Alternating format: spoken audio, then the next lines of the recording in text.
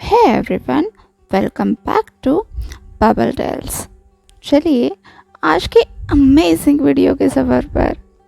अब तक हमने देखा था कि जंगशा को होश आ गया था और इधर वांगजी हीट में चला गया था और चेन किसी तरह से उसके फेरोमोन्स को रोकने की कोशिश कर रहा था जो कि उसके चेंबर से बाहर जा रहे थे और इसमें वो पूरी तरह से कामयाब भी हुआ। हाँ, अभी वो गिलहरी के रूप में है, वो ज़्यादा कुछ तो नहीं कर सकता, फिर भी अपनी कुछ पावर्स यूज़ करके उसने उस चैम्बर को पूरी तरह से लॉक कर दिया। फिर सप्रेसेंट ले जाकर वांगजी के हाथ में रख दिए, उसे उन्हें खाने के लिए कहा। वांगजी ने भी उन मेडिसिन को खाने के बाद थोड़ी बहुत बेहतरी महसूस की। वो इस हालत में वुशियान का सामना नहीं कर सकता। वुशियान अभी भी अपने असली रूप में नहीं है, ना ही अपने ओरिजिन के बारे में जानता है। ऐसे में वांगजी इस तरह से उसके सामने नहीं जा सकता। पर कहते हैं ना, सोलमेट्स को पुकारने की, बुलावा भेजने की ज़रूरत नहीं होती। वैसे वुशियान को सब कुछ डिजी सा फील होने लगा था। उसे ऐसा लग रहा था कि कोई उसे पुकार रहा है, उसे कहीं तो जाना है, पर कहाँ जाना है ये उसे समझ नहीं आ रहा था। वो बस एक खालीपन सा महसूस कर रहा था, कुछ टूटा हुआ सा, ऐसे जैसे कोई उसकी राह देख रहा है। लेकिन वुशियान को समझ नहीं आ रहा था कि ये सब फीलिंग क्या है। ऊपर से उसे जियांग वानिन के पास भी जाना था, इसलिए वो चीज़ अलग से उसे स्ट्रेस दे रही थी। तो वो सबसे पहले अपने छोटे भाई से मिलने के लिए गया, जिसकी हालत बहुत ही बदतर थी। जियांगशंग को जैसे ही समझ आया कि उसकी गोल्डन कोर नहीं रही, तो वो बेकाबू हो चुका था। जियांग फेंगमिया, मैडम यू किसी तरह से उसे समझाने की कोशिश कर रहे थे, पर जंगशा है कि संभलने का नाम ही नहीं ले रहा था। वो बस अपने कमरे की सारी चीज़ें उठाकर पटक रहा था। इतने दिनों तक वांगजी ने जो कुछ भी उसका इलाज किया था, उसका असर दिख रहा था। जंगशा के हाथ पैर पूरी तरह से स्वस्थ थे, वो चल पा रहा था, पर अभी उसका दिमाग शांत नहीं था। वो अपने गोल्डन कोर को खोने के गम को बिल्कुल भी सह नहीं पा रहा था। तभी वुशियान उस कमरे में आया, जिसे देखकर जंगशा उसके हाथ पकड़कर रोते हुए उसके कदमों में गिर गया। भाई, भाई आपने ऐसा क्यों किया? आप मुझे मरने देते, मेरी जान बचाने की क्या ज़रूरत थी? कहते हुए जंगशा बार बार वुशियान को कोसने लगा, बार बार कहने लगा कि वो अब गोल्डन कोर के बिना कैसे सरवाइव करेगा। इस पर वुशियान ने उसे समझाते हुए कहा कि वांगजी ने कहा है तुम्हारी गोल्डन कोर वापस से बनाई जा सकती है, बस तुम्हें थोड़ा सा हौसला रखना पड़ेगा। यही बात तो जियांग फेंगमिया और मैडम यू कब से उसे समझा रहे थे, पर जियांग वानिन है कि वो समझने का नाम ही नहीं ले रहा था। उसे अपने शरीर में जो कुछ भी खालीपन है वो सताया जा रहा था। वो कल्टीवेशन नहीं कर सकता, यहाँ तक कि अपनी तलवार तक को नहीं पकड़ सकता। ये सब चीज़ उसे सही नहीं जा रही थी। इधर वुशियान ने जैसे जैसे उसे समझाया और फिर जो भी वांगजी ने उसे दवाई देने के लिए कहा था, वो दवाई जंगशा को दी गई, उसे वापस से सुलाया गया। इधर वुशियान अब इस सोच में पड़ गया कि जंगशा को किसी तरह से जल्द ठीक करना पड़ेगा। वो सिर्फ वांगजी के भरोसे नहीं रह सकते, इसलिए उसने मैडम से विचार विमर्श किया और फिर उस राज्य में जितने भी सारे वैद्य थे, जितने भी सारे कल्टीवेटर्स थे, उन सबको बुलावा भेजा कि वो जंगशा को एक बार चेक करे, देखे कि उसकी गोल्डन कोर जल्द से जल्द कब तक ठीक हो सकती है। इधर जंगशा, जिसकी सारी कल्टीवेशन मिट्टी में मिल गई थी, उसकी इनाडिया की ताकत अब वो उसे कल्टीवेट नहीं कर पा रहा था। उसे भूख लग रही थी, जिसे देखकर जंगशा को और तेज़ गुस्सा चढ़ता जा रहा था। वो एक ह्यूमन की तरह नहीं जी सकता था। उसने बचपन से अपने प्राइड के लिए जिया था और अब वही चूर चूर हो गया था। वैसे तो दिखने को सब कुछ सही लग रहा था। वांगजी रोज जंगशा का इलाज कर रहा था, चेन भी अपनी तरफ से पूरी कोशिश कर रहा था, पर जंगशा धीरे धीरे अपनी हिम्मत हार रहा था। किस तरह से वो रोज़ वही चीज़ें प्रैक्टिस करता था, लेकिन उन सब का कोई फ़र्क नहीं दिख रहा था, कोई असर नहीं दिख रहा था। दिखता भी कैसे? वांगजी के हिसाब से जंक्षा को अपनी नई गोल्डन कोर डेवलप करने में कम से कम 10 साल लगेंगे, लेकिन जंक्षा के पास इतना सब्र नहीं था। हर रोज़ वांगजी के चले जाने के बाद जंक्षा अपनी स्वॉर्ड उठाने की कोशिश करता, जो उससे अब नहीं उठती थी।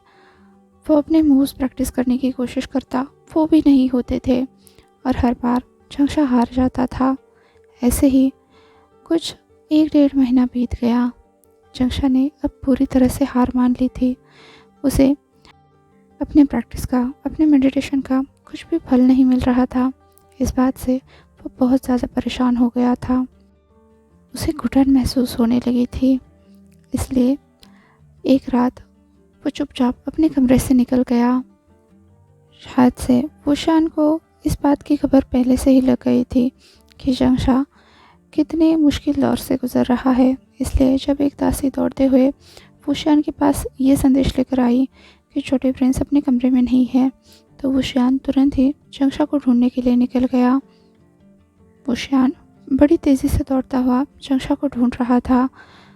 उसे जंक्षा एक क्लिफ पर मिला, जहाँ वो नीचे पैर छोड़ के शराब पी रहा था और शराब पीते पीते ज़ोर ज़ोर से चिल्ला रहा था। हर किसी को कोस रहा था, जिसने भी उसके साथ बुरा किया था।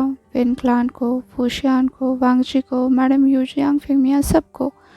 जिसने भी जियांग वानिन की गोल्डन कोर निकालने के लिए परमिशन दी थी, उसे ये समझा रहे थे कि उसकी गोल्डन कोर वापस आ जाएगी। लगातार शराब पीने की वजह से वो नशे में जा चुका था, बड़बड़ाया जा रहा था। इधर वुशियान ने तुरंत जाकर उसे पकड़ लिया और उसे क्लिफ से ऊपर उठाने की कोशिश की।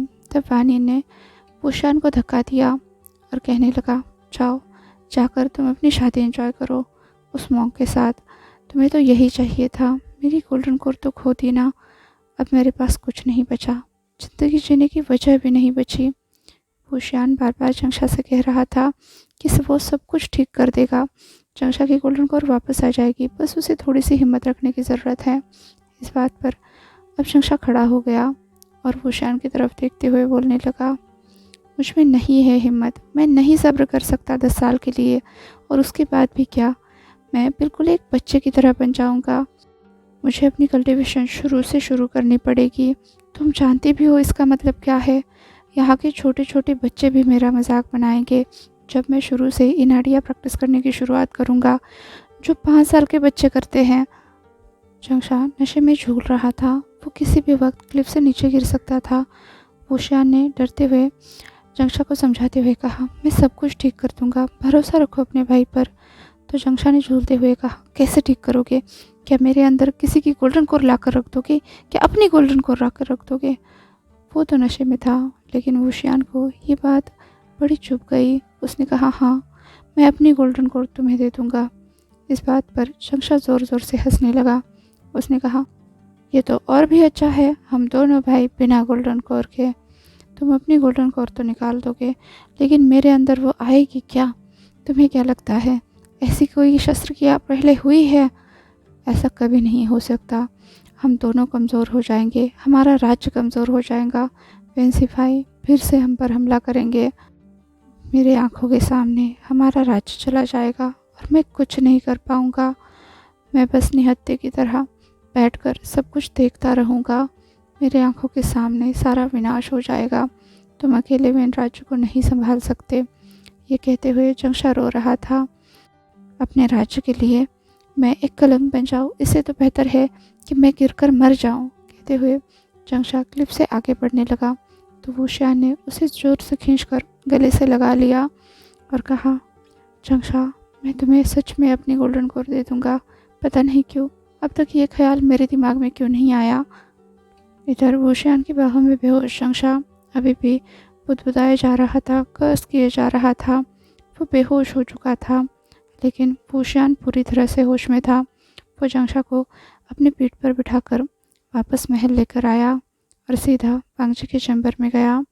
वहाँ जाकर वो ज़ोर से दरवाज़ा पीटने लगा। तभी चंचल ने दरवाज़ा खोला। वांगजी अपने कपड़े सही कर रहा था, पर वुशियान उस दरवाजे से अंदर आने की कोशिश करने लगा। वो बैरियर उसे रोक रहा था। पर वूशियान आज बहुत ज़्यादा गुस्से में था। उसने गुस्से में वो बैरियर तोड़ दिया और वो सीधा वांगजी की तरफ निकला। इधर बैरियर के टूटने का एहसास वांगजी को भी हुआ। उसने तुरंत अपने सर पर वेल ओढ़ लिया और वूशियान के सामने आते हुए कहा, क्या बात है, कौन मरा जा रहा है? इस बात पर वूशियान ने कहा, मैं मरने जा रहा हूँ। तुम्हें समझ नहीं आता, मैं इतनी देर से दरवाज़ा पीट रहा हूँ कि दरवाज़ा जल्दी खुलते हैं। वांगजी ने कहा, रात के 2 बज रहे हैं, इस वक्त कौन जगता है? वूशियान ने कहा, वो मुझे नहीं पता, मैं तुम्हारा हस्बैंड हूँ, तुम्हें मेरे लिए दरवाज़ा हमेशा खुला रखना चाहिए। वांगजी ने कहा, क्या तुम्हें मेरी शर्त याद नहीं है? तुम मेरे चैम्बर में नहीं आ सकते। फिर तुम मेरी इजाज़त के बिना अंदर कैसे आए? और चेचन कहाँ है? वांगजी अब इधर उधर रुकने लगा। तो वूशियान ने कहा, हाँ, तुम्हारे लिए कोई जिए या मरे, कितने खुदगर्ज इंसान हो, तुम्हारे लिए कोई जिए मरे किसी बात का कोई फ़र्क नहीं पड़ता। कभी दिमाग से सोचा भी है कि अगर मैं इतने तेज़ यहाँ पर आया हूँ, इसका मतलब कोई ज़रूरी भी काम हो सकता है? वांगजी ने कहा, वो आप शांति से भी कर सकते थे, दरवाजे के बाहर से भी कर सकते थे। आपके अंदर कोई मैनर्स नहीं है। चाहे कितना भी ज़रूरी काम क्यों ना हो, आपको मेरी मर्यादा में आने का कोई अधिकार नहीं है। वूशियान का पारा अब सर चढ़कर बोल रहा था। उसने कहा, तुम्हारी वजह से मेरे भाई ने अपनी गोल्डन कोर खो दी और तुम इलाज भी ऐसे कर रहे हो जैसे चींटी की चाल चल रहे हो। 1.5 साल हो गया वो नींद से नहीं जागा, और जब जाग गया है तो उसे कल्टीवेशन भी ठीक से नहीं हो पा रहा है। क्या तुम्हें ये सब नहीं दिखता? वांगजी ने कहा, अगर आपको मुझ पर भरोसा नहीं है तो खुद क्यों नहीं ट्राई करते? हाँ, ताकि फिर से तुम सारा ब्लेम मुझ पर डाल दो, वूशियान ने कहा। वांगजी ने कहा, क्या मतलब है आपका? मैंने आज तक कभी भी ऐसा नहीं कहा कि किसी इलाज में आपकी वजह से कोई बाधा आई है। वूशियान ने कहा, सच में? तुम्हारी तरफ से कोई भी हर्ब लाने में अगर मुझसे ज़रा सी भी देर हो जाती है, इस वजह से ये देर हुई, उस वजह से ये देर हुई, और इसी वजह से मैं इलाज नहीं कर पा रहा हूँ। तुम्हें समझ भी आता है मैं कितने खतरों से, कितने मुश्किलों से जूझ कर वो सारे हर्ब्स लेकर आया हूँ तुम पर आंख मूंद कर ये भरोसा करके कि तुम मेरे भाई को बिल्कुल पहले जैसा कर दोगे, पर हर बार तुम्हारी समय सीमा बढ़ती जाती है। पहले तो तुमने कहा था कि जंगशा बिल्कुल ठीक हो जाएगा, पर उसे होश में आने में 1 साल लगा। होश में आने के बाद उसकी गोल्डन कोर कल्टीवेशन शुरू हो जानी चाहिए थी, पर 1 महीने से कोई भी प्रोग्रेस नहीं दिख रहा है। माना कि तुमने कहा था इस चीज़ में 10 साल लग जाएंगे, लेकिन थोड़ी बहुत तो शुरुआत हो जाती जिससे जंगशा का दिल बहल जाता। इस पर वांगजी ने कहा, हो गया, जितना कुछ मुझ पर ब्लेम करना था। अगर मेरे अलावा तुम्हें कोई और वैद्य मिल जाए तो बता देना। इस तरह से गोल्डन कोर को रिक्रिएट कोई भी नहीं कर सकता। मैंने तो 10 साल का समय दिया है, लोगों की ज़िंदगियाँ गुजर जाती है, और इतना ही अपने भाई पर प्यार आ रहा है तो खुद की गोल्डन कोर क्यों नहीं देते? वूशियान ने कहा, क्या मतलब? वांगजी ने कहा, अपनी गोल्डन कोर दे दो उसे, ताकि वो कल्टीवेशन करने बैठ जाए और तुम नॉर्मल ह्यूमन बन जाओ। वूशियान ने कहा, क्या तुम ऐसा कर सकते हो? वांगजी ने कहा, करने को तो मैं कुछ भी कर सकता हूँ, मेरी शक्तियों के बारे में कभी भी शंका मत रखना, पर तुम इस चीज़ में भी 1-2 साल लगाओगे। वांगजी ने कहा, समय तो लगता ही है, गोल्डन कोर को एक शरीर से निकालकर दूसरे शरीर में डालना होता है, उस गोल्डन कोर को वहाँ पर अपनी जड़ें जमानी होती है। मैं हर चीज़ का जड़ से उपाय करता हूँ, किसी को बीच में छोड़कर नहीं जाता। मुझे आपको भी स्वस्थ करना पड़ेगा, जियांग वानिन को उस गोल्डन कोर को कल्टीवेट करना सिखाना पड़ेगा। इन सब चीज़ों में समय लगता है। अब वूशियान कुछ सोचते हुए वांगजी की तरफ देखने लगा। उसने कहा, कितना समय लगेगा? वांगजी ने कहा, कम से कम 9 महीने या फिर उससे ज़्यादा। वो आप दोनों की कंपैटिबिलिटी पर है कि वो गोल्डन कोर नए इंसान को कितनी जल्दी एक्सेप्ट करती है, कितनी जल्दी अपनी जड़ें बनाती है। आप तो जल्दी रिकवर हो जाओगे, लेकिन जियांग वानिन को नए गोल्डन कोर के साथ उसे अपनाने में, कल्टीवेट करने में ज़्यादा समय लगेगा। फिर आपके अंदर गोल्डन कोर फिर से रीजनरेट करने की प्रोसेस शुरू करनी होगी, इसमें भी समय लगेगा। पर मेरे ख्याल से आप जियांग वानिन की तरह हिम्मत नहीं हारोगे, तो आपके अंदर गोल्डन कोर भी जल्दी रीजनरेट हो जाएगी। फिर पहले की तरह 12 साल का समय लगेगा गोल्डन कोर को वापस से अपनी पूरी ताकत से इस्तेमाल करने में। वांगजी के इस एक्सप्लेनेशन पर वूशियान की आंखें चमक उठी। अगर इस तरह से जंक्षा को जल्दी गोल्डन कोर मिल सकती है तो वो अपनी गोल्डन कोर भी सेक्रीफाइस करने को तैयार है। इसलिए उसने वांगजी से कहा, ठीक है, फिर तुम इस चीज़ की तैयारी में लग जाओ और मेरी तरफ से तुम्हें पूरा सहयोग होगा। अगर तुम्हें और किसी चीज़ों की ज़रूरत है तभी मुझे बता दो। वांगजी ने कहा, तुम पागल हो गए हो। जियांग राज्य पर वैन सेना का खतरा मंडरा रहा है, ऐसे में तुम अपनी गोल्डन कोर क्यों निकालना चाहते हो? कम से कम जियांग राज्य के पास एक राजकुमार तो सही से हो जिसकी गोल्डन कोर ढंग से काम करती हो। पर वुशियान अब जिद पर अड़ चुका था। उसने कहा, नहीं, वैन सेना से भी ज़्यादा ज़रूरी है मेरे भाई का हौसला ना टूटे, इसलिए जल्द से जल्द मेरी गोल्डन कोर उसके शरीर में डालने की विधि शुरू करो। वांगजी ने कहा, ठीक है, पर फिर मुझे मत कोसना कि मैंने जियांग राज्य के दोनों राजकुमारों को कमज़ोर बना दिया है, क्योंकि इसके बाद तुम दोनों को रिकवर करने के लिए टाइम चाहिए होगा, और अगर ऐसे में वैन सेना हमला करती है तो इसकी जिम्मेदारी मेरी नहीं होगी। वुशियान ने कहा, कोई बात नहीं, मैं इसका इंतज़ाम पहले ही कर लूँगा। ये कहते हुए वो वांगजी के चैम्बर से बाहर चला गया। वुशियान के जाने के बाद वांगजी ने अपने सर से वो वेल हटाई और फिर एक राहत की सांस ली। चलो, वुशियान ने गुस्से गुस्से में ये तो नहीं देखा कि वांगजी की लंबाई बढ़ी हुई है, उसके बाल उसकी पीठ पर पूरी तरह से फैले हुए हैं।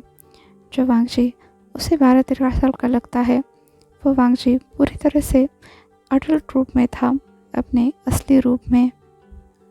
बस वुशियान के आने से पहले जैसे तैसे उसने अपना सेंट ब्लॉक कर लिया था। इधर अगले कुछ दिनों तक वुशियान ने अपनी सेना पर, अपनी सुरक्षा पर पूरी तरह से ध्यान दिया, ताकि अगर वैन सेना फिर से आक्रमण करे तो जियांग सेना उसका ढंग से मुकाबला कर पाए। फिर उसने वांगजी से कहा कि उसकी गोल्डन कोर बदल दी जाए। वांगजी ने भी अपनी पूरी तैयारी कर ली थी। फिर उसने वुशियान की गोल्डन कोर निकालकर जंक्षा के शरीर में उसे ट्रांसप्लांट कर दिया, और ये सब चीज़ें जियांग फेंगमिया और मैडम यू के परामर्श के बिना चुपके से हो रही थी। तो किसी को भी पता नहीं था कि वुशियान की गोल्डन कोर अब वानियन के अंदर चली गई है। ये तो बस वुशियान, वानियन, वांगजी और चेन चेन जो कि गिलहरी के रूप में है, इन चारों की मिली भगत थी। इस गोल्डन कोर ट्रांसफॉर्मेशन के बाद वुशियान बहुत ही ज़्यादा कमज़ोर हो गया। उसे एहसास होने लगा कि वानियन ने कितना ज़्यादा दर्द झेला है।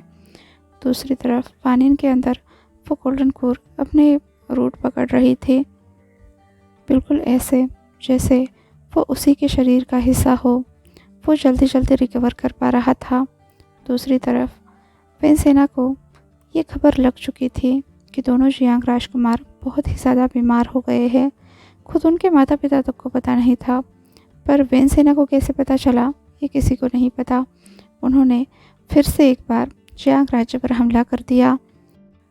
इस वक्त जियांग राज्य की हालत बहुत ही गंभीर थी। महाराज फेंगमियांग को पता भी नहीं था कि उनके दोनों बेटे किस हालत में हैं। उन तक ये खबर पहुंची ही नहीं थी। जाहिर सी बात है, वो बिल्कुल शांत थे। उन्हें ऐसा लग रहा था कि उनका बेटा भी वुशियान इस जंग को अच्छे से संभाल लेगा। तो उन्होंने सेना को कोई भी आदेश नहीं दिए, सीधा अपने बेटे क्राउन प्रिंस जियांग वुशियान के पास ये संदेश भिजवा दिया कि वो जाकर वैन सेना से मुकाबला करे। और ये खबर वुशियान तक पहुंच भी गई। उसने वांगजी से कहा, क्या तुम मुझे जल्दी से ठीक नहीं कर सकते? वांगजी ने कहा, मैंने कहा तो था कि ये खतरा हो सकता है, अभी नहीं तो अगले कुछ महीनों में कभी ना कभी तो वैन सेना जियांग सेना पर आक्रमण करेगी ही करेगी। मैंने तुम्हें पहले ही आगाह किया था कि तुम्हें जल्द से जल्द अपनी रिकवरी पर ध्यान देना होगा, पर तुम ही थे कि अपनी ज़िद पर अड़े हुए थे। अब मुझे दोष मत देना। वुशियान ने कहा, भित्ती भर से हो पर ज़बान कितनी चलती है तुम्हारी। मैंने तुमसे बस मदद मांगी थी कि क्या तुम मुझे ठीक कर सकते हो। वांगजी ने कहा, करने को तो मैं हर किसी को ठीक कर सकता हूँ, पर उसकी इच्छा होनी चाहिए। वुशियान ने कहा, सही से बताओ मुझे तुम किस तरह से ठीक कर सकते हो। तो वांगजी ने कहा, आप डार्क कल्टीवेशन ट्राई करना चाहते हो? वुशियान ने कहा, डार्क कल्टीवेशन ये क्या होता है?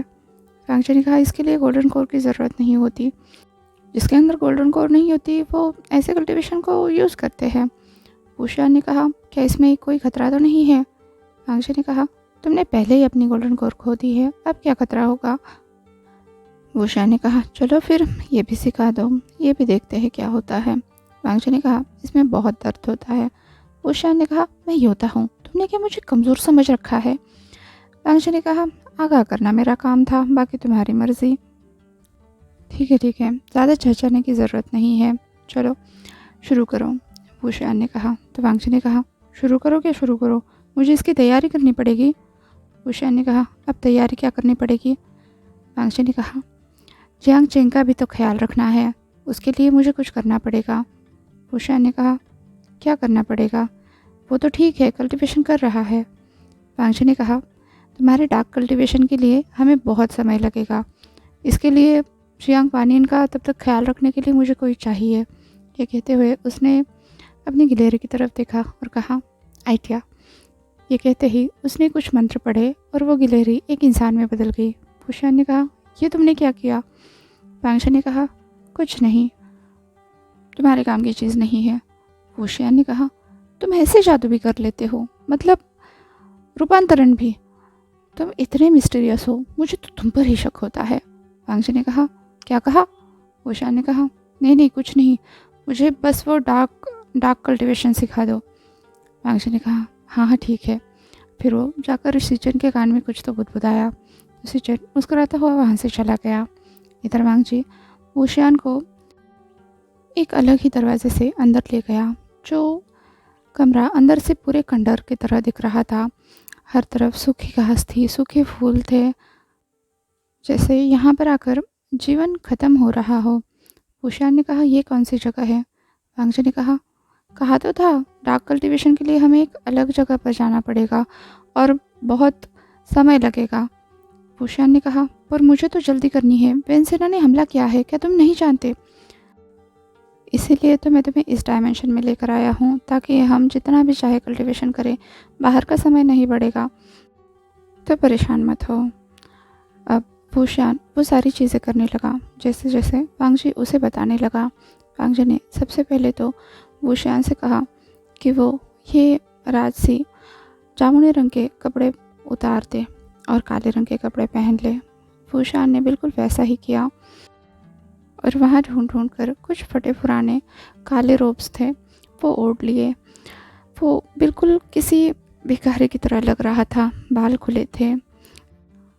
खंडहर में भटकने की वजह से उसका जो राजसी तेज था वो भी चला गया था। गोल्डन कोर ना होने की वजह से उसे भूख लगती थी, वो कहीं कुछ मिले तो वो खाना खा लेता था।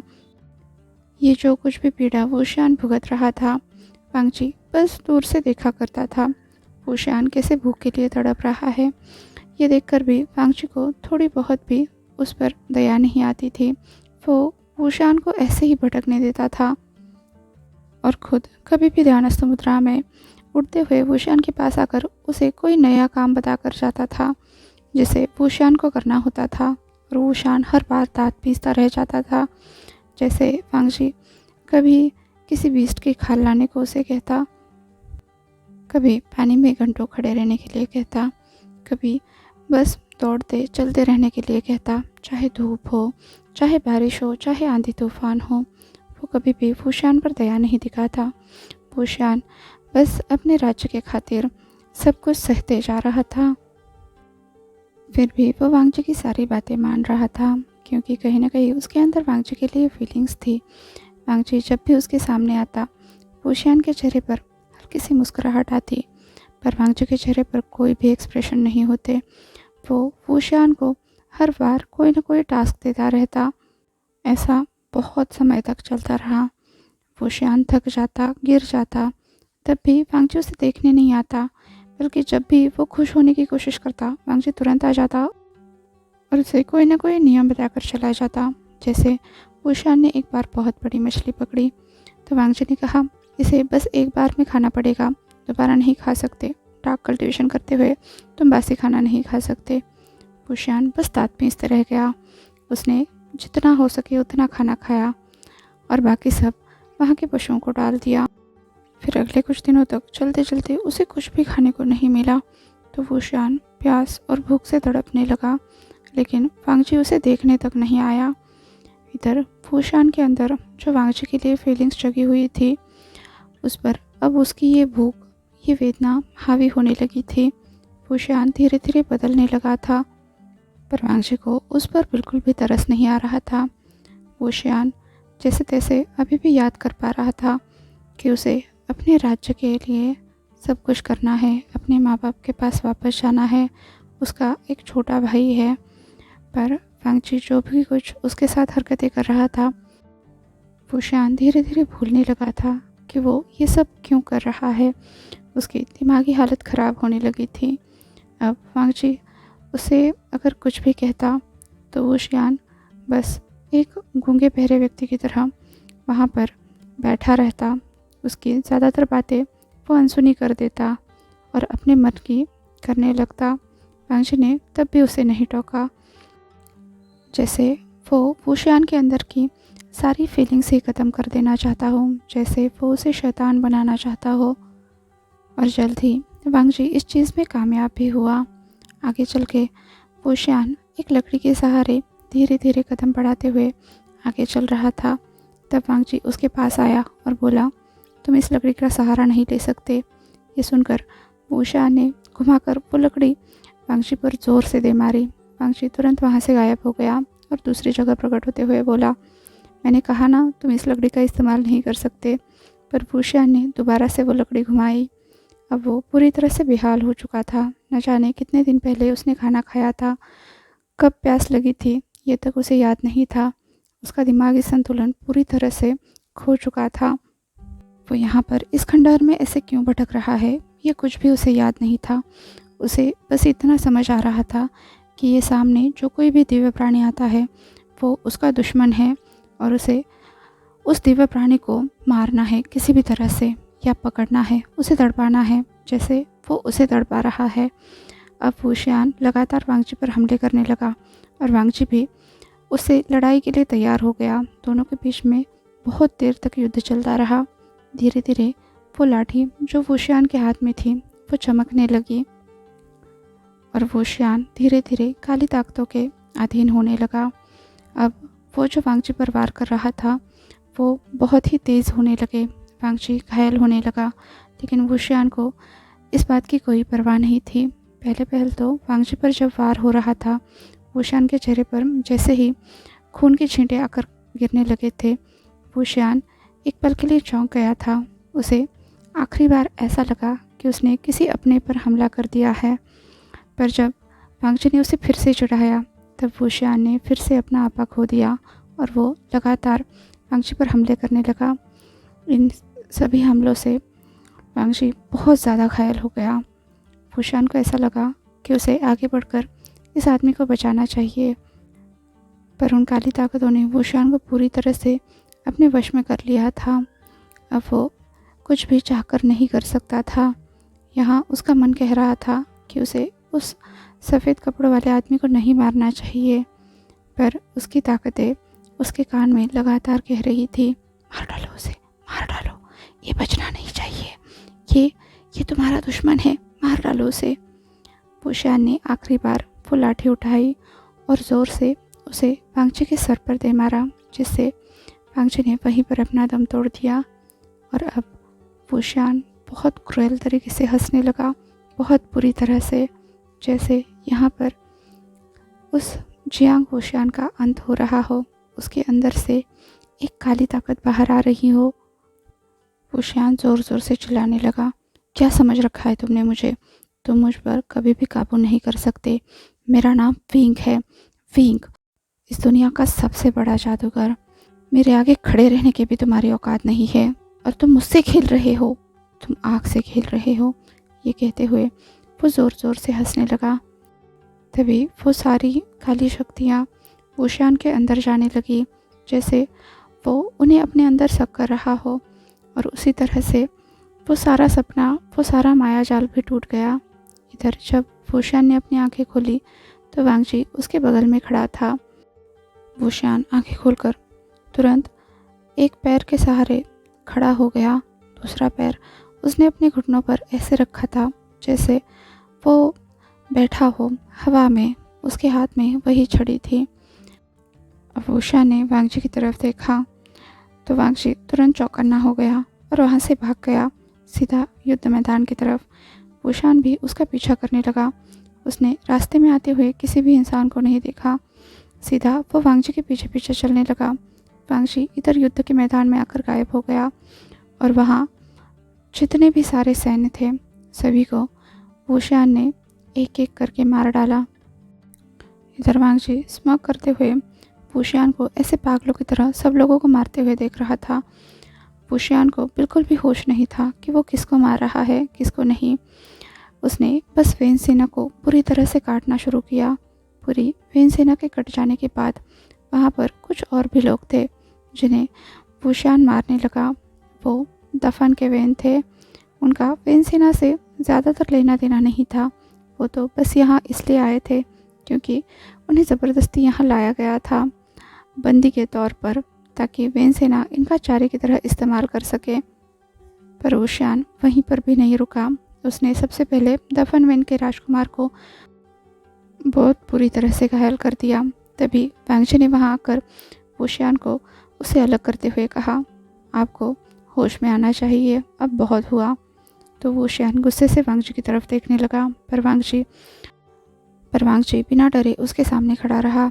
इधर वुशियान ने वांगजी पर वापस से हमला करना शुरू किया तो वांगजी ने सभी लोगों से कहा कि वहाँ से चले जाए।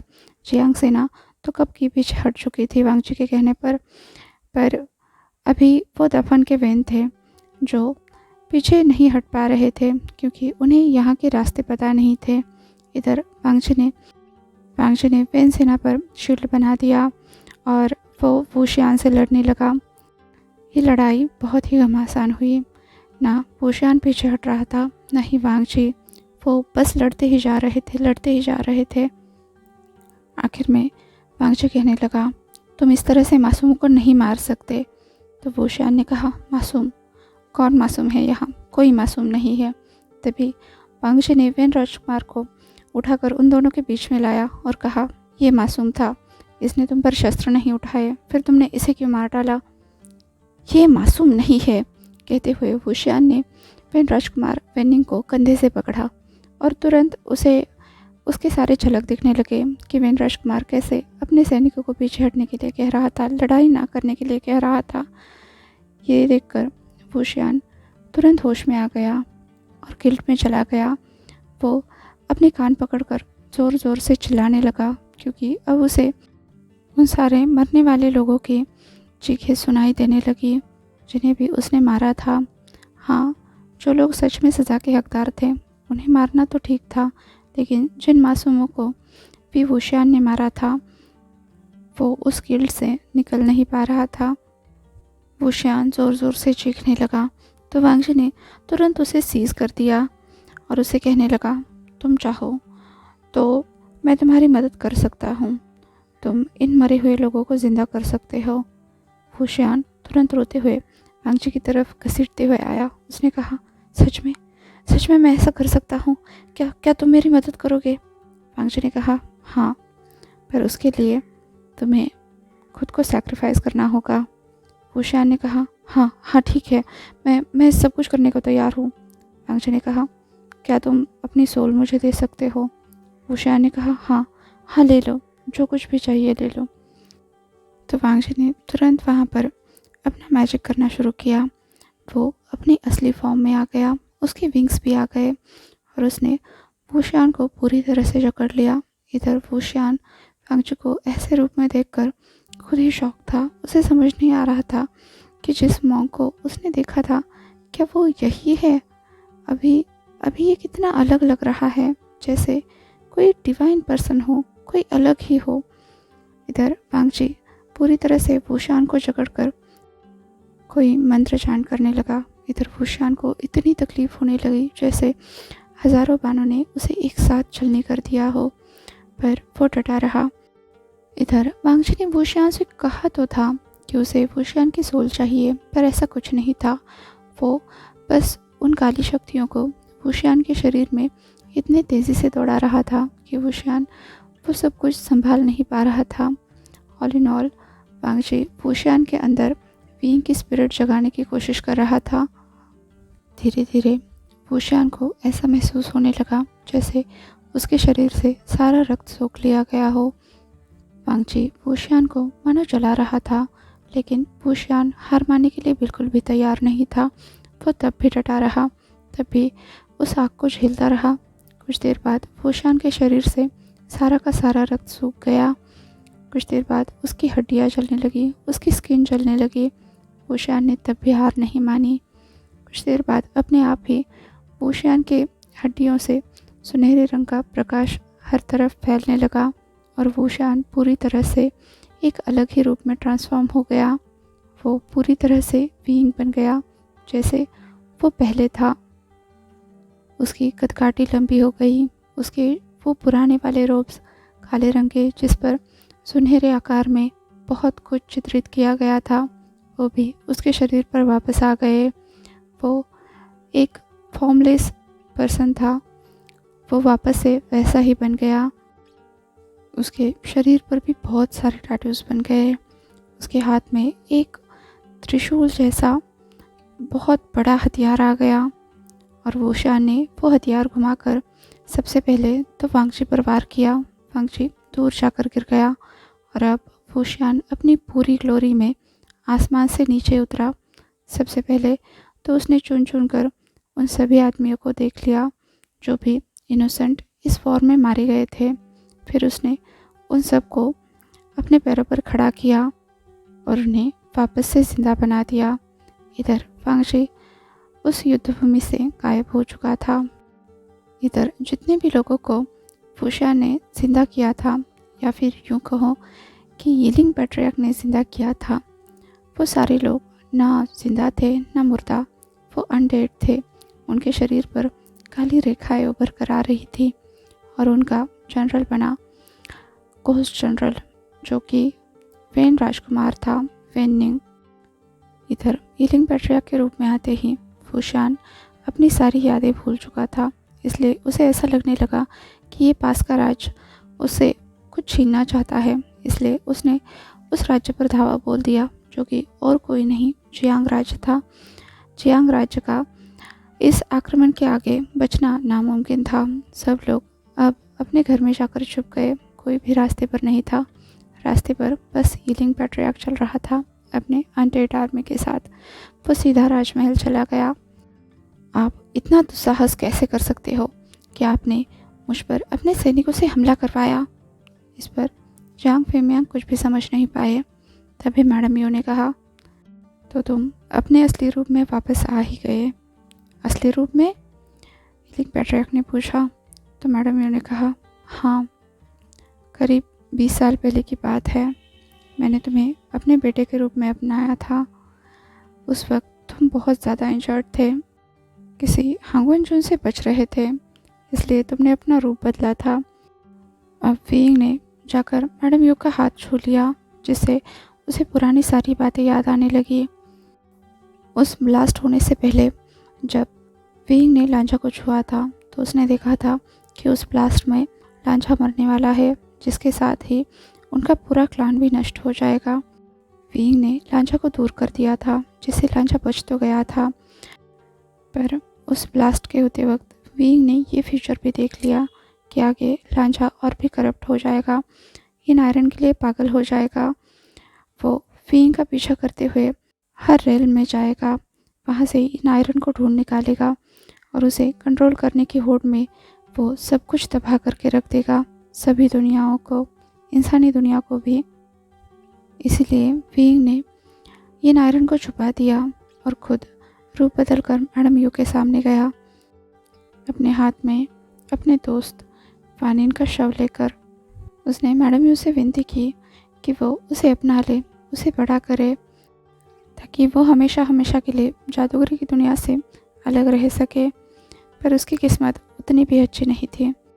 विंग ने अपनी आखिरी बची कुछ शक्ति पूरी तरह से इस्तेमाल करके वानिन की सोल निकाली और उसे मैडम यू के गर्भ में भेज दिया। पर इस चक्कर में वो अपनी याददाश्त भुला बैठा। मैडम यू ने अपने दोनों बच्चों को एक साथ प्यार देकर बिल्कुल गले से लगाकर बड़ा किया। पर आज सारी चीज़ें सामने आ चुकी थी। मैडम यू को स्पर्श करते ही विंग को वो सारा अतीत दिखने लगा। अब उसे इस बात पर यकीन करना मुश्किल हो रहा था कि वांगजी के इरादे शुरू से नेक थे। वो तुरंत अपने दोस्त को, अपने भाई को देखने के लिए चला गया।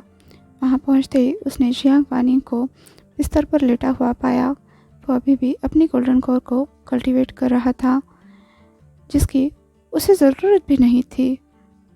वुशियान की तरह वानिन भी एक डार्क कल्टीवेटर था, उसे गोल्डन कोर की ज़रूरत नहीं थी। फिर वांगजी ने ये सारा खेल क्यों रचा? वो चाहता तो बस विंग के शरीर से गोल्डन कोर निकाल लेता और उसे डार्क कल्टीवेटर बना देता। उसे वानिन को छेड़ने की क्या ज़रूरत थी? विंग को समझ नहीं आ रहा था। उसने तुरंत जंक्षा के शरीर से वो अपनी गोल्डन कोर टटोली, जो इंसान बनते के साथ ही उसके शरीर में 5 साल की उम्र से डेवलप की गई थी। विंग को समझते देर नहीं लगी। वानिन ने उस ब्लास्ट में न सिर्फ अपना पहला शरीर खोया है, बल्कि अपनी सारी दिव्य शक्तियाँ भी खो दी है। अब उसका गुजारा गोल्डन कोर के बिना नहीं हो सकता। उसे अगर डार्क कल्टीवेशन करना हो तब भी उसे गोल्डन कोर का सहारा चाहिए, ना कि वो विंग की तरह बिना गोल्डन कोर के अपना कल्टीवेशन पूरा कर सकता है। विंग तो अपने पुराने ही शरीर में था, बस उसने अपना रूप बदला था, पर वानिन ने अपना शरीर खो दिया था, इसीलिए उसे गोल्डन कोर चाहिए थी। पर लांझा को देखकर लगता नहीं था कि लांझा किसी पर इतना मेहरबान हो सकता है। फिर वो वानिन की इतनी फिक्र क्यों कर रहा था? विंग को समझ नहीं आ रहा था। पर तभी वहाँ पर लान सिचेन आए, जो अभी अपने इंसानी रूप में थे। अरे प्रिंस, आप आ गए। लान सिचेन ने विंग को देखे बिना ही अपनी बातें शुरू कर दी।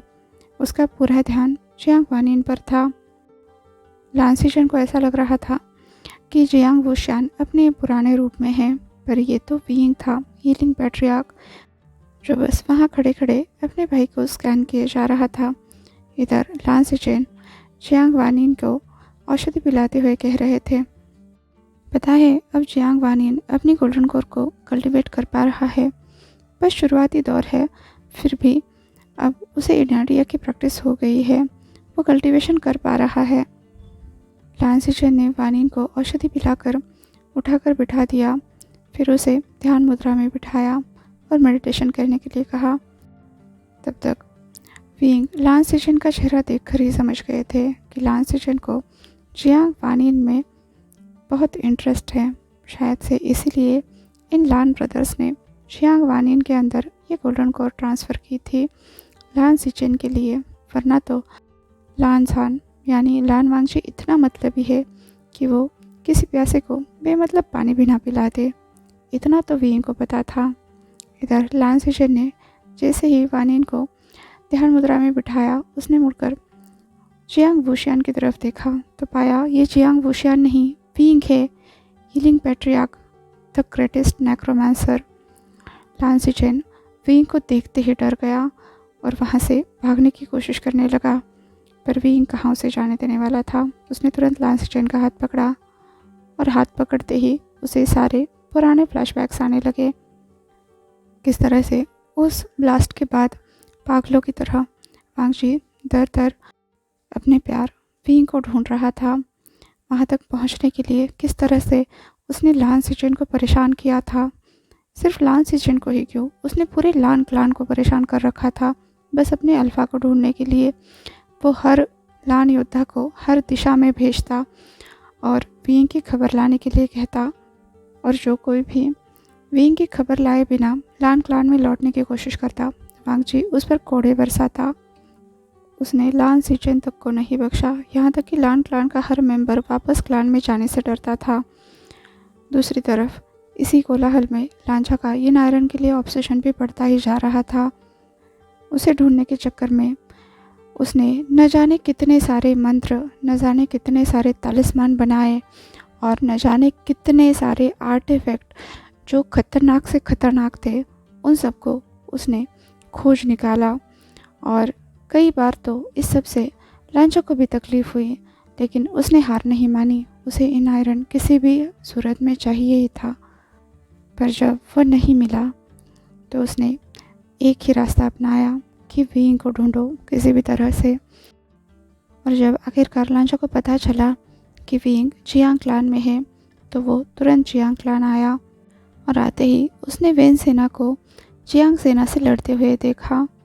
चाहता तो लांचा एक पल में ही वेन सेना को धूल चटा सकता था, लेकिन वो जियांग सेना की मदद क्यों करे।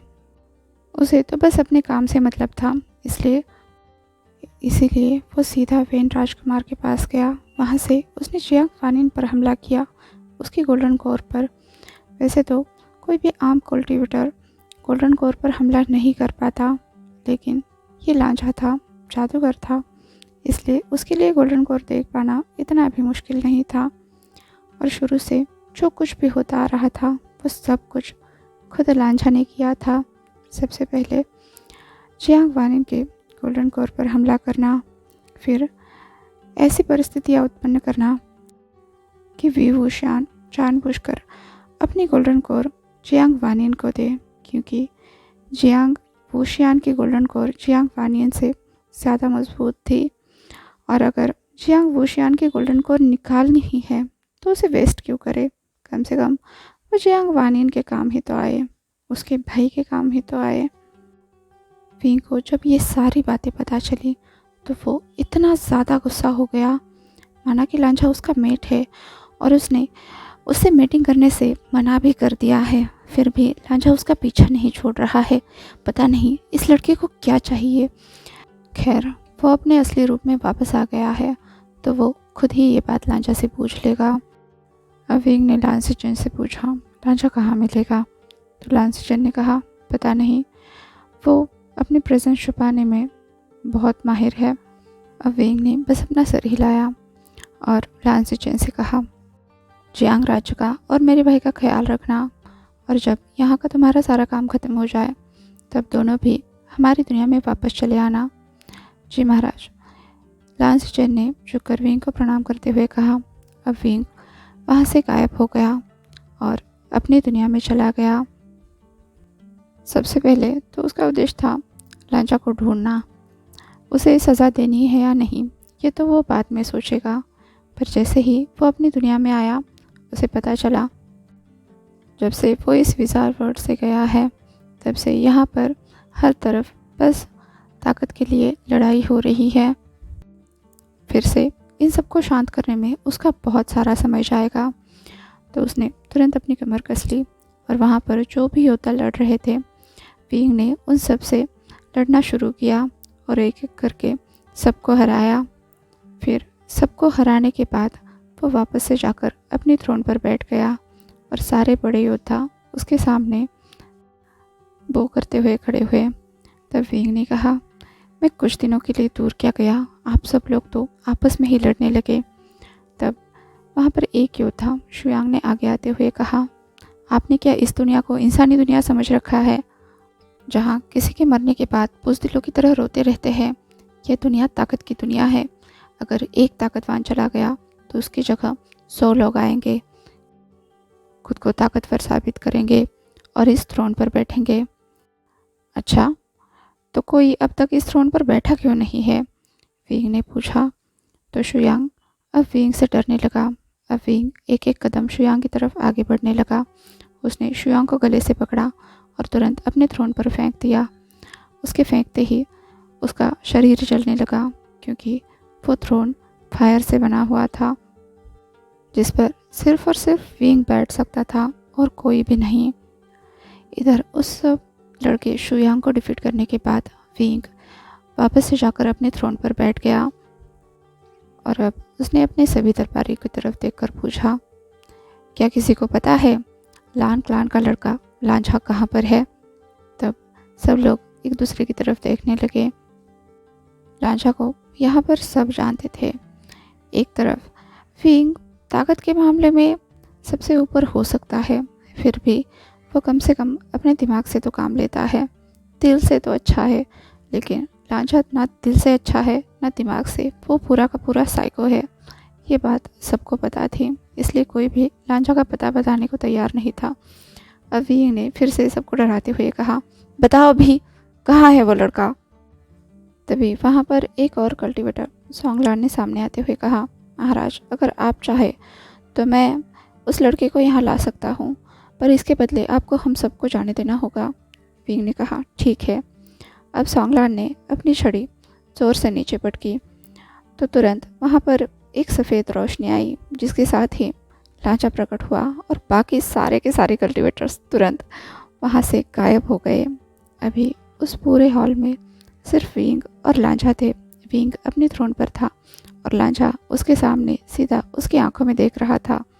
लांचा ने कहा, मुझे लगा नहीं था कि तुम मुझे यहाँ बुलाने के लिए किसी और की मदद लोगे। विंग ने कहा, इतना हंगामा करने के बाद भी तुम्हारी अकड़ कम नहीं हो रही है। मैं यही हूँ, ऐसा ही हूँ।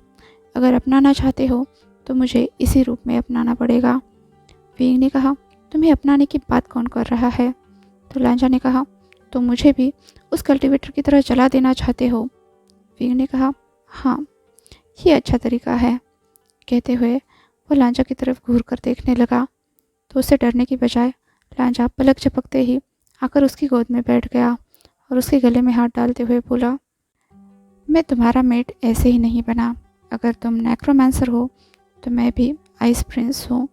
माना कि ये थ्रोन मुझे थोड़ी बहुत तो तकलीफ़ पहुँचाएगा, पर मैं तब तक हार नहीं मानूंगा जब तक मेरे शरीर में आखिरी खून का कतरा है। चाहो तो आजमा कर देख लो। विंग ने स्मग करते हुए लांचा की आंखों में देखते हुए कहा, सच में? ये कहते हुए उसने लांचा का एक हाथ उठाकर उस सिंहासन के एक बाजू पर रख दिया। लांचा अभी भी विंग को घूर कर देखे जा रहा था। उसके चेहरे पर अभी भी कोई भी एक्सप्रेशन नहीं थे। एक तरफ उसका हाथ चल रहा था, जैसे बर्फ़ गर्म तवे पर जलता है, बिल्कुल वैसी ही आवाज़ आ रही थी। फिर भी लांचा विंग से नज़रें तक नहीं हटा रहा था। लांचा की स्किन जलने लगी। वहाँ पर हर तरफ जलते हुए मांस की दुर्गंध फैलने लगी। तब भी लांचा ने ना अपना हाथ हटाया, ना ही विंग से नज़रें हटाई। तब जाकर विंग ने खुद ही लांचा का हाथ उस जलते हुए सिंहासन से हटा दिया। तब लांचा ने कहा, अब यकीन हुआ? विंग ने कहा, तुम ये सब क्यों कर रहे हो? लांचा ने कहा, क्यों मतलब? मैं तुम्हारा मेट हूँ और मैं अपना हक चाहता हूँ। विंग ने कहा, कैसा हक? भूलो मत, हम विज़ार्ड्स हैं। हम लोग पावर के पीछे पागल हैं। हम शैतान हैं। यहाँ पर कोई फैमिली नहीं बन सकती। यहाँ पर अगर नए विज़ार्ड्स पैदा भी होते हैं तो वो कोई ना कोई पावर लेके पैदा होते हैं। उन्हें पैदा किया जाता है पावर हंग्री लोगों के द्वारा। मैं ऐसी दुनिया में अपने बच्चे नहीं चाहता। तो लांचा ने कहा, पर मैं चाहता हूँ कि मेरा परिवार हो, मेरा मेट हो, हमारे बच्चे हो और मैं उनसे प्यार करूँ और हमेशा उनकी जान पर खतरा बनाए रखो। विंग ने टॉन्ट मारते हुए कहा, मैं नहीं चाहता कि कोई मेरी कमज़ोरी बने। तो लांचा ने कहा, तुम्हें अपनी ताकत पर इतना भी भरोसा नहीं है कि तुम हमारी रक्षा कर सको। ऊपर से मुझे किसी की रक्षा की ज़रूरत नहीं है। मैं अपने बच्चों की खुद देखभाल कर सकता हूँ। फिर अपने बच्चे पैदा करो ना, मेरे पीछे क्यों पड़े हो? विंग ने खिसियाते हुए कहा। तो लांचा ने कहा, क्योंकि तुम मेरे मेट हो और मैं तुम्हारे साथ अपनी फैमिली बनाना चाहता हूँ। इसका मतलब तुम नहीं मानोगे? विंग ने कहा। तो लांचा ने कहा, मानने से क्या मतलब है तुम्हारा? विंग ने कहा, इसका मतलब तुमने अपना ये आयरन का पागलपन छोड़ दिया। तो लांचा ने कहा, किसने कहा छोड़ दिया? वो तो तुम शादी के बाद वैसे ही मुझे दे दोगे।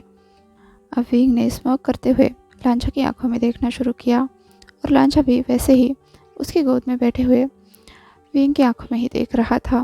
विंग समझ गया लांचा से वो बातों में तो नहीं जीत सकता। अब उसके सामने दो रास्ते थे, या तो इस लड़के को एलिमिनेट किया जाए या इसकी बात मान ली जाए और इससे शादी की जाए। वैसे ये चीज़ भी इतनी बुरी नहीं थी। हाँ, वो सबसे ताकतवर जादूगर है। वो अपने फैमिली की प्रोटेक्शन कर ही सकता है। एक और बात, विंग कभी भी मैटिंग नहीं करता। वो अपने लिए कभी भी कोई भी पार्टनर नहीं रखता। लांचा इतना ज़िद्दी है, तभी तो विंग उसकी बात मान रहा है।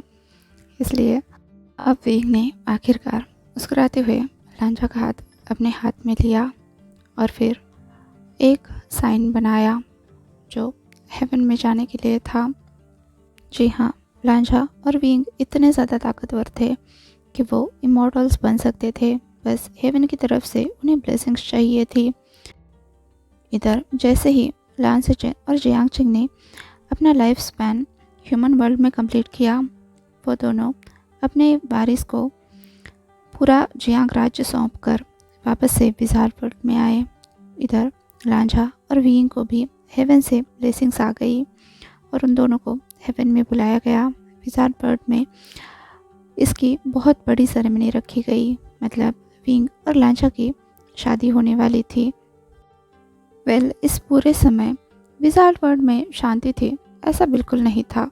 जहाँ भी लोग एक दूसरे को ताकतवर साबित करने की होड़ में थे, उनके बीच में लड़ाइयाँ हमेशा चलती ही रहती थी। लेकिन अब लांझा और विंग के आ जाने से, उन दोनों के एक दूसरे को प्यार कन्फेस कर देने से, वो सारे विज़ार्ड्स और विचेस जो भी एक दूसरे से प्यार करते थे, वो सब लोग सामने आने लगे। विंग ने सबको अपना सपोर्ट दिया, जिस वजह से जो भी बाकी लोग, मतलब बाकी विचेस और विज़ार्ड थे जो पावर हंग्री थे, उनके बीच में और इन कपल्स के बीच में एक दरार सी आ गई। ये लोग नॉर्मल लाइफ जीने लगे और पावर हंग्री लोग अलग से रहने लगे। वो कभी भी कपल्स पर हमला नहीं करते थे, उन्हें उन पर हमला करने से बैन कर दिया गया। अब लांझा और विंग की फाइनली मीटिंग हो गई। पूरे विज़ार्ड वर्ल्ड के सामने सब लोग आसमान में उड़ते हुए उन पर फूल बरसा रहे थे, अपनी ब्लेसिंग्स दे रहे थे। दोनों की शादी हो गई, मतलब मीटिंग हो गई। और फिर वहाँ से वो दोनों सक्लूजन में चले गए अपने वेडिंग चैम्बर में, जहाँ पर आज इतने टाइम बाद ज़िंदगी के इतने उतार चढ़ाव, इतना सब कुछ देखने के बाद लांझा फाइनली अपने ब्राइडल अल्टार में, अपने वेडिंग चैम्बर में अपने अल्फा का इंतज़ार कर रहा था। इस सब के बीच में ऐसा बिल्कुल भी नहीं था कि लांझा की ज़िद या अकड़ कम हुई थी, बल्कि विंग उसकी ज़िद के साथ कोप अप करना सीख गया था। इधर विंग ने जैसे ही ब्राइडल चैम्बर में कदम रखा, लांझा तुरंत उसके लिए टी बनाने लगा मुस्कुराते हुए। विंग लांझा की मुस्कुराहट देख रहा था और सोच रहा था कि अब लांझा के मन में क्या चल रहा होगा, वो कौन सा नया बॉम्ब डालने वाला होगा, जिस बात का खुलासा तुरंत ही हो गया। लांझा ने विंग के हाथ में चाय का कप पकड़ाते हुए कहा, अब मेरा वेडिंग गिफ्ट दो। विंग ने मुस्कुराकर सर हिलाते हुए कहा, क्या चाहिए तुम्हें? तो लांझा ने अपना हाथ आगे करते हुए कहा, ये नायरन। विंग ने सर हिलाकर पूछा, वो क्यों चाहिए? तो वांगजी ने कहा, क्योंकि वो सबसे ज़्यादा ताकतवर है। विंग ने कहा, सबसे ज़्यादा ताकतवर तो मैं हूँ। तो लांझा ने कहा, पर तुम तो मेरे अल्फ़ा हो, मुझे ये नायरन चाहिए ताकि मैं सबको दिखा सकूं, फ्लेक्स कर सकूं कि मेरे पास ये नायरन है। तो विंग ने कहा, वो तो तुम्हारे पास हमेशा से ही था। लांझा ने कहा, हाँ? तो विंग ने लांझा के बालों से एक छोटा सा छल्ला निकाला और लांझा के सामने पकड़ते हुए कहा, ये नायरन इसमें कैद है और इसे मैंने तुम्हारे बालों में लगा दिया था। हाँ, कब से? लांझा ने पूछा। तो विंग ने कहा, जब तुम मुझसे शादी की ज़िद कर रहे थे, हम थ्रोन पर बैठे थे। अब लांझा ने तुरंत इन आयरन को पकड़ने की कोशिश की। वो लपक कर आगे बढ़ा, पर विंग ने अपना हाथ हटा दिया, जिससे लांझा विंग के गले पड़ गया, बिल्कुल उसके करीब चला गया। विंग ने कहा, तुम्हें यकीन है कि तुम इसे संभाल सकते हो? इस बात पर लांझा बस विंग की तरफ देखने लगा। उनके चेहरे बिल्कुल आमने सामने थे, उनकी सांसें भी एक दूसरे को महसूस हो रही थी। विंग ने कहा, फिर से वही गलती मत दोहराओ, पता नहीं इस बार मैं कितने समय के लिए चला जाऊंगा। ये सुनकर लांझा थोड़ा सा पीछे हो गया।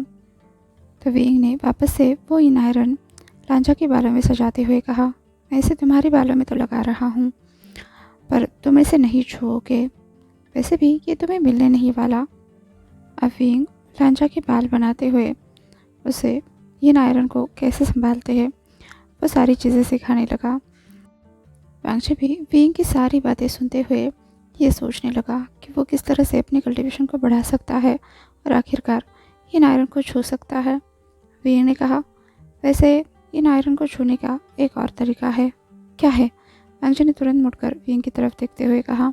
तो वींग ने कहा, अगर हम एक हो जाए तब तुम मेरी शक्तियों पर भी अपना हक जता सकते हो, जिसके बाद तुम चाहो तो इन आयरन को छू सकते हो। सच में? कहते हुए वांगजी तुरंत वींग के ऊपर आ गया। वींग ने कहा, क्या तुम्हें सच में इन आयरन को छूने की इतनी जल्दी पड़ी है? वांगजी ने वींग के कपड़े खोलते हुए कहा, तुम सोच भी नहीं सकते। वींग ने कहा, अगर ऐसा करोगे तो तुम प्रेग्नेंट हो जाओगे। तो वांगजी ने कहा, कोई फ़र्क नहीं पड़ता, इन आयरन को छूने के लिए मैं प्रेग्नेंट होने को भी तैयार हूँ। वींग ने अब गहरी सांस लेते हुए कहा, अगर तुम प्रेग्नेंट हो जाओगे तो तुम्हें बेबीज़ भी होंगे, उन्हें संभालना भी पड़ेगा। वांगजी ने कहा, कोई बात नहीं, मुझे हर 100 साल में एक बेबी होगा तब भी मुझे कोई फ़र्क नहीं पड़ता। तुम पूरे के पूरे पागल हो, वींग कह रहा था।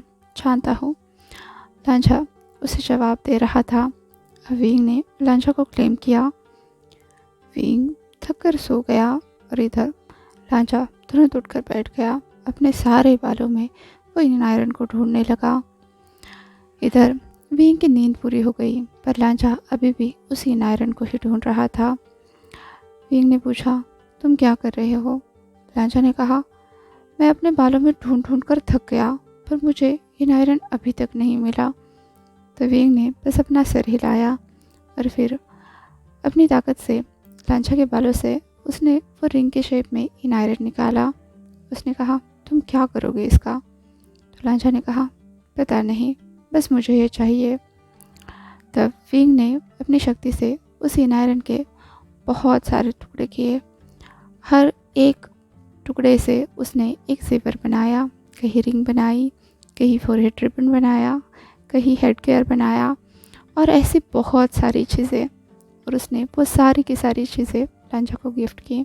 अब इन आयरन बहुत सारे टुकड़ों में बट चुका था, इसलिए उसकी ताकत भी कम हो गई, जिससे लांझा उसे बेयर कर पाया। हालांकि वो इन आयरन लांझा की बहुत सारी स्पिरिचुअल एनर्जी कंज्यूम कर रहा था, पर उसे कोई फिक्र नहीं थी। उसे इन आयरन मिल गया, इतने में ही वो बहुत खुश था। वी ने कहा, इस तरह से तो इन आयरन तुम्हें पूरी तरह से ख़त्म कर देगा। लांझा ने कहा, परवाह नहीं, मैं बस इसे पाना चाहता हूँ और अब ये मुझे मिल गया और मुझे पता है तुम मुझे मरने नहीं दोगे। वी ने कहा, ऐसे कैसे? लांझा ने कहा, हज़ारों सालों के बाद तो तुम्हें अपना मेट मिला है, तुम उसे ऐसे ही जाने दोगे? तो वींग ने कहा, तुम्हारा कुछ नहीं हो सकता, तुम्हारी जान जा रही है, तब भी तुम्हें अपनी ज़िद की पड़ी है। लांझा ने कहा, क्या ऐसा कोई तरीका नहीं है जिससे इस इन आयरन के असर को मैं झेल जाऊं? वींग ने कहा, हाँ है तो, लेकिन इसके लिए तुम्हें बहुत बड़ी तकलीफ़ सहनी पड़ेगी। लांझा ने कहा, मैं सब सहने को तैयार हूँ। तो वींग ने कहा, चलो फिर शुरू करते हैं। ये कहते हुए उसने लांझा को फिर से एक बार क्लेम किया। इस बार भी वींग थक कर सो गया और लांझा वापस से उठकर बैठ गया और वो अपने उन सारे गहनों को देखने लगा जो इन आयरन से बने हुए थे।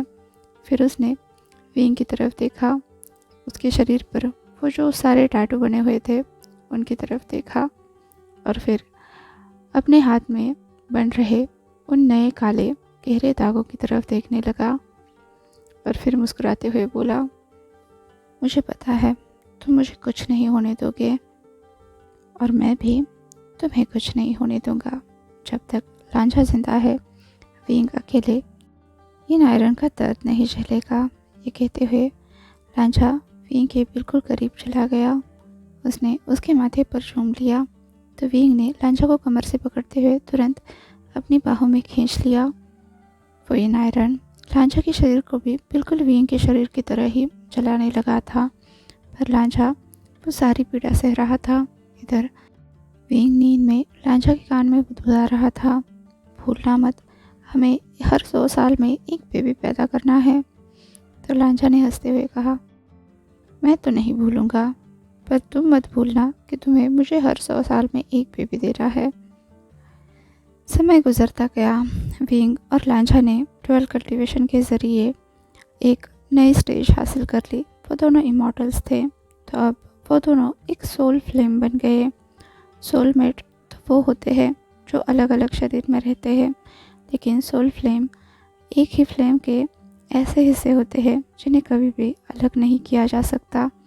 जब वो दोनों सोल फ्लेम लेवल पर पहुँचे तब इन आयरन भी उन दोनों का कुछ नहीं बिगाड़ सका। फिर वो खुशी खुशी अपना वो डीमन किंगडम चलाने लगे। इस तरह से होती है ये माय कनिंग वाइफी की स्टोरी ख़त्म। एक बात बताओ, वाइफी चाहे कितनी भी कनिंग क्यों ना हो, वो दूसरे के लिए हो सकती है, लेकिन वो अपने हस्बैंड का हमेशा ही ख्याल रखती है, क्योंकि वो अपने हस्बैंड को अपना ही हिस्सा मानती है। पूरी दुनिया से उसके लिए लड़ सकती है। तो यहाँ पर होती है ये स्टोरी ख़त्म। ये स्टोरी आपको कैसी लगी मुझे ज़रूर बताइएगा। आज के लिए बस इतना ही। आपसे कल मिलती हूँ, तब तक के लिए अपना ख्याल रखिए। वीडियो पसंद आया हो तो लाइक, शेयर और कमेंट कर दीजिए। और हाँ, अभी तक चैनल को सब्सक्राइब नहीं किया है तो सब्सक्राइब भी कर दीजिए। और वांगशान बबल में खुश रहिए। Thank you.